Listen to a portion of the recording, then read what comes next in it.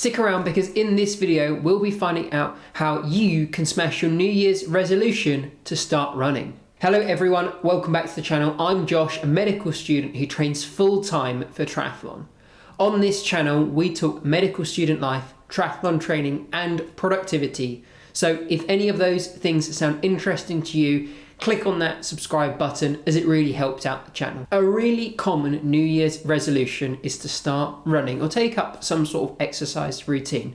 And this can be really hard for a range of reasons. It's not easy to enjoy it initially, and giving up or getting injured seems so much easier. But as someone who used to hate running, I can promise you that you will learn to love it and improve massively. So today we'll be going through the tips and tricks I used to get into running. If you've not run recently or you find exercising more difficult, I can highly recommend doing run walks. This is where you combine running and walking. So you would do maybe 30 seconds worth of running and then walk for 1 to 2 minutes and repeat that over and over again. And this is a great way to build up your stamina from any point, regardless of how low you might think it is. And it makes running really accessible for all types of people. Everyone has to start from somewhere, so don't be ashamed to do walk runs. Just keep on improving and you'll be absolutely flying in no time. A big consideration when you start running is getting a suitable pair of shoes, as running in casual shoes or normal trainers can really easily lead to injuries and just not enjoying running as much. I'd recommend buying some sort of dedicated running shoes and really looking after them, as by this they'll last you a really long time. Although new running shoes can be expensive, look to save money in the sales, and I think they'll still be worth the investment for the amount of pleasure that you'll get out of them. I'd aim to just buy a really standard neutral running shoe from any reputable brand. Don't buy anything super fancy to start with. Just get something that feels good to run in and that makes you excited to get out the front door. When you go for a run, thinking about your technique and trying to consciously improve on it every time will massively improve your performance and enjoyment of the sport. You don't need to pay a coach or anything like that for this. Just some simple tips will help you so much.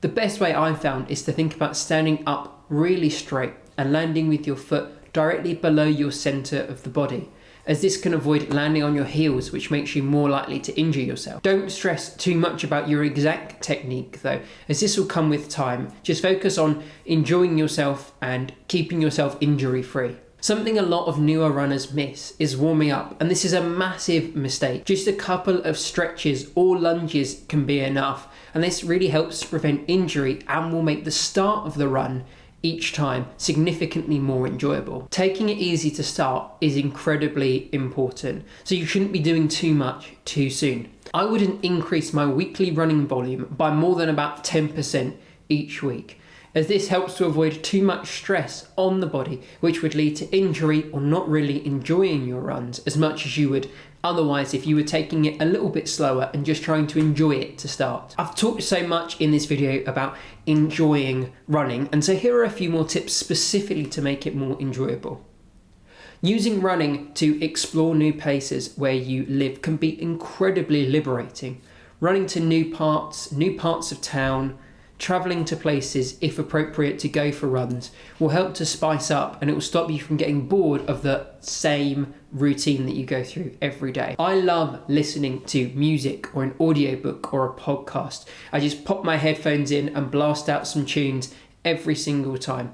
Just pick some upbeat music that you enjoy and almost use it as a reward for running, or stick on those podcasts or audiobooks and then head out the front door, and you'll get sucked into them so quickly and the run will be over before you know it. And when appropriate, start running with friends, as this can help with motivation to get us out the door and to help us keep going. It turns running into more of a social thing, and this will make it more enjoyable by a massive amount, and it can help others on a similar journey to yourself, as you help motivate them and they help motivate you. After workouts, don't forget to stretch. I know that we all feel pretty achy after a run, and this might make us less likely to do another run or to stretch, but just a couple of minutes of stretching on those key muscle areas, focusing on the quads and the hamstrings, just touching your toes and doing standing hamstring stretches is so quick and easy, and it helps relieve a lot of tension and stress that we build up every time we go for a run in our legs. And my final point is to make sure that you don't get too discouraged when progress is slow. It can take a long time to start to improve at running, but you will get better, I promise. And the benefits, in my opinion, are easily worth the time. Feeling fitter, having more energy, being able to enjoy the outdoors and making new friends through running are all benefits of the sport, and they really do come quite quickly if you can push through that first month or so of your New Year's resolution. I believe in you and you can do it, so get out the door and go for that first run. And I think that's it for this video. Let me know in the comment section how you are getting on with your running resolutions. And if you found this video helpful or interesting, please consider subscribing to the channel, as it really helps out. On screen now, you'll see a link to my running playlist and my beginner triathlon playlist. If either of those interest you, click on those for tons more content.